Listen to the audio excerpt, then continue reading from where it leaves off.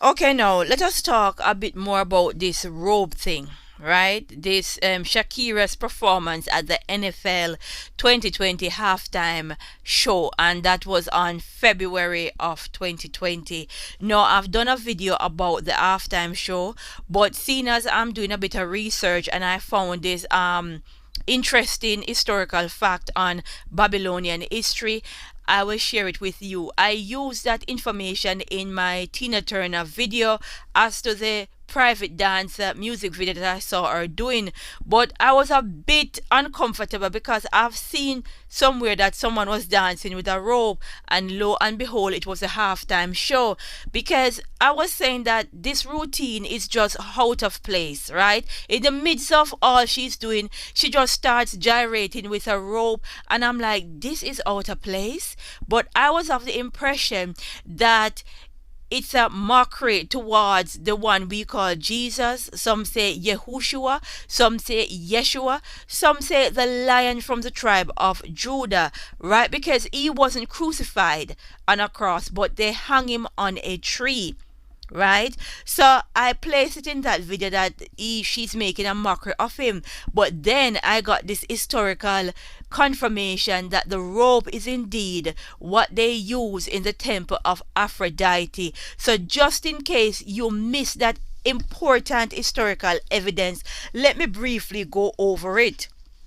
Now, the book saying that the most shameful law among the Babylonians is that every woman once in her lifetime is required to sit down in the courtyard of the temple of Aphrodite and have sexual intercourse with a stranger. So many wealthy women disdain to mingle with the riffraff, right? So when they go into the courtyard, they see themselves in the sacred plot of Aphrodite, and they are wearing a garland of rope around their heads. There is always a great hubbub with some women arriving and leaving, right? So the women sit in the sacred space and they have a garland of rope around their heads. So that is why I realized that this rope that Shakira is using in the halftime show have a more deeper significant meaning. My God, these people are really serious. They are not even hiding it, because this is surrounding some serious Cern symbolism as well. Because Aphrodite is not a mythical god that they would like to tell you, but is one of the fallen, right? In Rome, they call her Venus. In Greek, she's Aphrodite. And in ancient Babylonian history, she's Mylitta, right? The Assyrian call her that. So you see that all through history, these gods have been turning up with different names, from Babylonian history to Greek history to Roman history.